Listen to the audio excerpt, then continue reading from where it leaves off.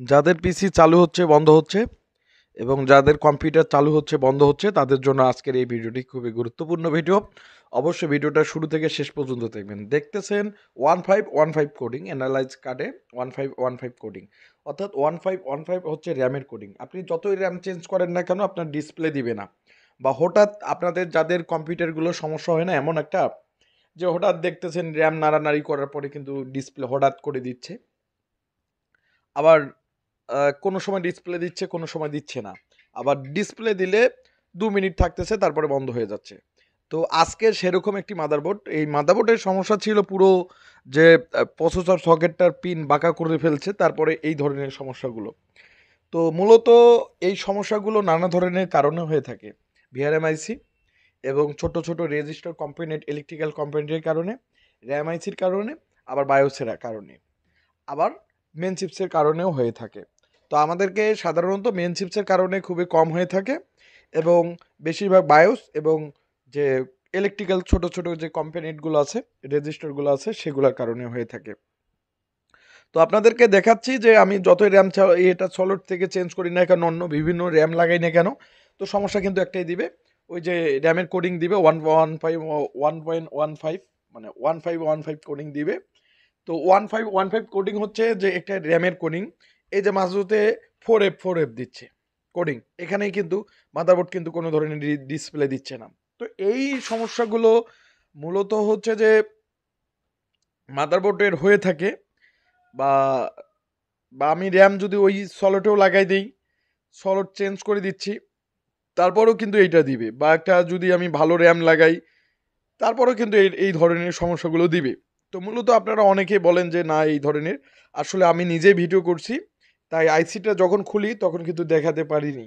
তো আইসিটা খোলানোর ভিডিওটা রয়েছে, দেখেন, আপনারা দেখেন বায়োস আইসিগুলো দুটাই রয়েছে।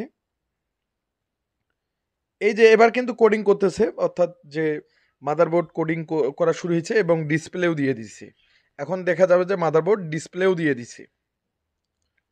তো আমাদের অলরেডি টিভিটি অন হয়েছে, মানে যখন একটা র্যাম কোনো সময় র্যাম নিচ্ছে, কোনো সময় নিচ্ছে না, এই ধরনের সমস্যা, বিশেষ করে আপনারা যারা এই ধরনের সমস্যা নিয়ে ভুগতেছেন বা যাদের মাদারবোর্ডের এই ধরনের সমস্যা হয়ে থাকে, এইগুলো হচ্ছে অনেক প্রকার আইসি থেকে এই প্রবলেমগুলো হয়ে থাকে। আজকে আপনাদের জন্য এই মাদারবোর্ডের এই যে স্ক্রিনে কোনো কিন্তু নেই, ব্লু স্ক্রিন, অর্থাৎ স্ক্রিন কিন্তু ব্লু স্ক্রিন দিচ্ছে। আপনাদের দেখাই, ব্লু স্ক্রিন মানে কোনো কিছু নেই, বা গিগাবাইটের লোহটাই নেই। আবার অফ করে দিচ্ছি, আবার অন করতেছি, আবার একটু অন করে দেই, এবার কিন্তু কোডিং করতেছে। এবার 4F আবার আসছে, 4F করে চলে আসছে, কোনো ধরনের ডিসপ্লে দিচ্ছে না। তো এই ধরনের এটা হচ্ছে কমন একটি সমস্যা, বা সমস্যাগুলো কমন হয়ে থাকে। তো যারা আমার ভিডিওগুলো দেখতেছেন সচরাচর অবশ্যই ভিডিওগুলো শেয়ার করে দিবেন। আমি সকল প্রকার ডেস্কটপ এবং ল্যাপটপ মাদারবোর্ড সার্ভিস করে থাকি, এবং সকল প্রকার ল্যাপটপ ডেস্কটপ, এই যে এবার কিন্তু কোডিং করতেছে, দেখা যাক। তো মূলত এটা হচ্ছে কাস্টমারের ভিডিও। এই যে এখন এখন আবার দেখেন শুধু গিগাবাইট লেখা আসছে, মানে একক সময় একক কোনো সময় ডিসপ্লে দিচ্ছে না, এই ধরনের সমস্যাগুলো। অর্থাৎ এইগুলো সমস্যা কেন হয়ে থাকে, অর্থাৎ যখন আমাদের বেসিক ইনপুট আউটপুট সিস্টেম আইসিটা, অর্থাৎ বায়োস যাকে বলে, বেসিক ইনপুট আউটপুট সিস্টেম, এই আইসিটা কিন্তু আমরা মাদারবোর্ডটা কিন্তু রিপেয়ার করে যখন কাস্টমারকে দেই, তখন আমরা কিন্তু ভিডিও কলের মাধ্যমে দেখাই।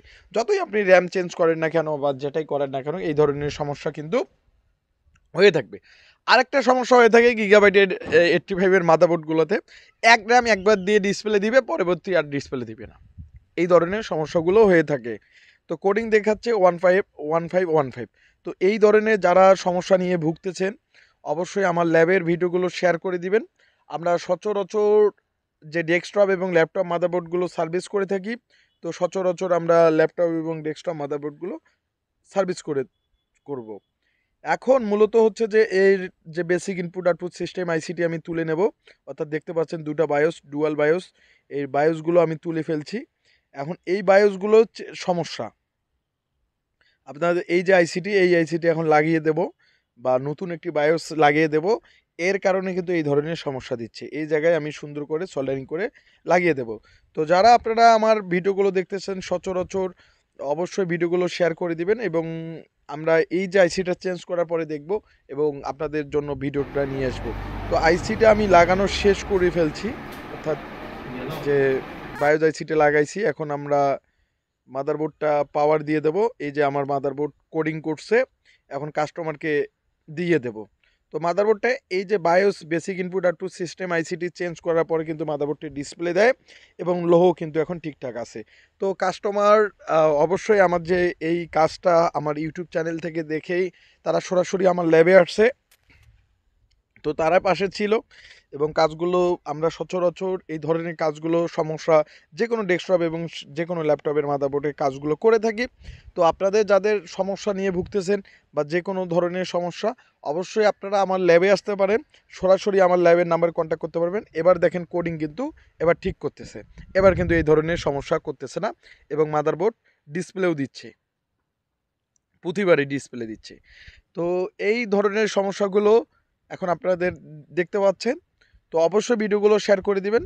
আমরা সকল প্রকার ডেস্কটপ এবং ল্যাপটপ মাদারবোর্ড সার্ভিস করে থাকি। আর অবশ্যই আমার ফেসবুক পেজে যারা ভিডিওগুলো দেখতেছেন, অবশ্যই ফেসবুক পেজটাকে ফলো করবেন এবং ভিডিওগুলো যখন যাবে অবশ্যই ভিডিওগুলো দেখবেন এবং ভিডিওগুলো টাইমলাইনে শেয়ার করে দিবেন।